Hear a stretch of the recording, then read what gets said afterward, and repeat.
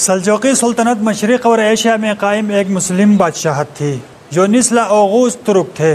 مسلم تاریخ میں اسے بہت اہمیت حاصل ہے کیونکہ یہ دولت عباسیہ کے خاتمے کے بعد عالم اسلام کے ایک مرکز پر جمع کرنے والی آخری سلطنت تھی۔ اس کی سرحدیں ایک جانب چین سے لے کر بحریہ متوسط اور دوسری جانب عدن سے لے کر خوارزم و بخارا تک پھیلی ہوئی تھی۔ ان کا عہد تاریخ اسلام کا آخری عہد کہلاتا ہے، اس لیے سلاجقہ کو مسلم تاریخ میں خاص درجہ و مقام حاصل ہے۔ سلجوقوں کے زوال کے ساتھ امت مسلمہ میں جس سیاسی انتشار کا آغاز ہوا، اس کا فائدہ اٹھاتے ہوئے اہلان یورپ نے مسلمانوں پر صلیبی جنگیں مسلط کی اور عالم اسلام کے قلب میں مقدس ترین مقام بیت المقدس پر بھی قبضہ کر لیا۔ میں ہوں شوکت نواز اور ہماری دنیا کی اس سیریز میں ہم آپ کو سلجوقی سلطنت کی داستان دکھا رہے ہیں۔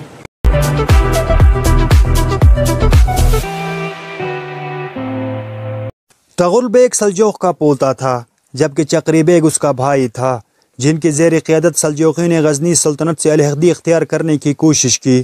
ابتدا میں سلجوقیوں کو محمود غزنوی کے ہاتھوں شکست ہوئی، وہ خوارزم تک محدود ہو گئے تھے، لیکن تغل اور چغری بیگ کی زیر قیادت انہوں نے 1028 اور 1029 میں مرو اور نیشاپور پر قبضہ کر لیا۔ ان کے جانشینوں نے خراساں اور بلخ میں مزید علاقے فتح کیے اور 1037 میں غزنی پر حملہ کیا۔ 1039 میں جنگ دندنیاقان میں انہوں نے غزنی سلطنت کے بادشاہ مسعود اول کو شکست دے دی تھی اور مسعود سلطنت کے تمام مغربی حصے سلجوقیوں کے ہاتھوں گوا بیٹھا تھا۔ 1055 میں تغل نے بنی بویہ کے شیعہ سلطنت سے بغداد چھین لیا تھا۔ علی پرسلان اپنے چاچا تغل بیگ کے بعد سلجوقی سلطنت کے تخت پر بیٹھا اور اس نے 1064 میں ارمینیا اور جارجیا کو سلطنت میں شامل کر لیا۔ وہ ایک بہت بیدار، معزز اور بہادر حکمران تھا۔ مشہور مدبر نظام الملک توسی کو اپنے باپ چغری بیگ کی سفارش پر وزیر سلطنت مقرر کیا۔ اس کے عہد میں سلجوقی سلطنت کے حدود بہت وسیع ہوئے۔ پہلے ہرات اور ماہور نہر کو اپنے سلطنت میں شامل کیا، پھر فاطمی حکمران کو شکست دے کر مکہ اور مدینہ کو اپنی سلطنت میں شامل کیا۔ اس سے اسلامی دنیا میں سلجوقیوں کا اثر و اقتدار بڑھ گیا۔ بعض نیتیوں نے حملہ کیا تو 26 اگست 1071 کو ملازدکر کے مقام پر ان کو عبرتناک شکست دی اور قیصر روم رومانس چہرم کو گرفتار کر لیا۔ قیصر روم نے نہ صرف تعاون ادا کیا اور خراج دینے پر رضامند ہوا، بلکہ اپنی بیٹی سلطان کے بیٹے سے بیاہ دی اور ارمینیا اور جارجیا کے علاقے اس کو دے دیے۔ خوارزمی ترکوں کے خلاف ایک مہم میں قیدی بنا کر لائے گئے۔ خوارزمی گورنر یوسف الخوارزمی کی تلوار سے شدید زخمی ہوا اور 4 دن بعد 25 نومبر 1072 کو محض 42 سال کی عمر میں انتقال کر گیا تھا۔ علی پرسلان کے مرو میں ان کے والد چغری بیگ کی قبر کی برابر میں دفن کیا گیا۔ علی پرسلان کے جانشین ملک شاہ اول اور ان کے 2 ایرانی وزراء نظام الملک اور تاج الملک کی زیر قیادت سلجوقی سلطنت اپنے عروج پر پہنچ گئی تھی، جس کی مشرقی سرحدیں چین اور مغربی سرحدیں بازنیتی سلطنت سے جا ملی تھی۔ ملک شاہ نے دارالحکومت رے سے اصفہان منتقل کر دیا تھا۔ اس دوران میں نظام الملک نے بغداد میں جامعہ نظامیہ قائم کی۔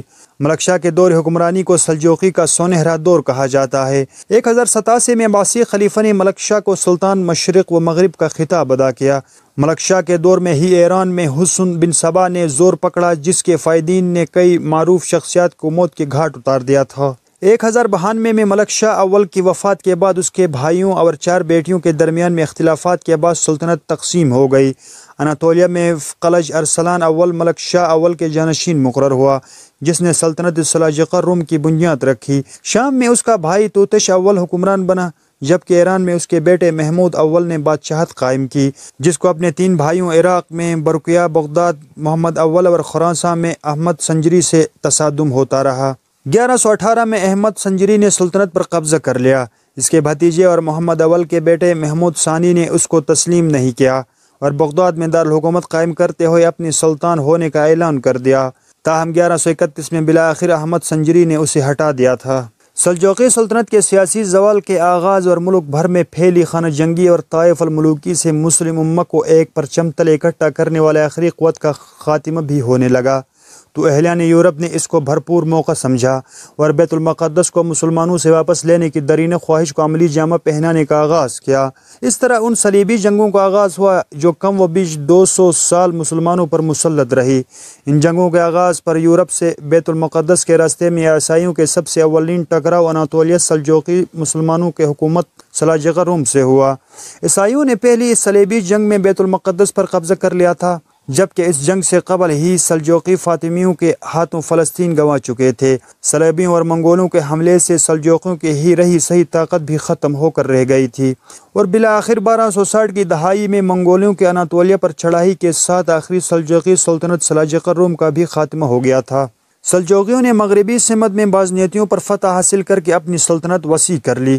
سلجوق سلطان ملک شاہ اور فرغانہ شمال مغرب ترکستان کا شغر اور خطین میں فارخیانوں پر اپنی حکمرانی مسلط کر دی۔ اپنے وزیر نظام الملک کے زیر اثر سلجوقیوں نے بغداد اور پورے وسط ایشیا میں مذہبی اسکول مدارس کی تعمیر کروائی۔ ہر چند کے مدارس کا سلسلہ پہل شمال مشرق ایران میں 9ویں صدی عیسوی کے دور رونما ہوا تھا، جو خالصتاً دینی معلومات کے لیے وقف تھی، مگر یہ نئی مدارس سلجوقیوں کے لیے ایک شہری دفتر شاہی کا وسیلہ مہیا کرنے کے ساتھ ساتھ اسلام کی گہری فہم پیدا کرنے کی تربیت بھی دیتے تھے۔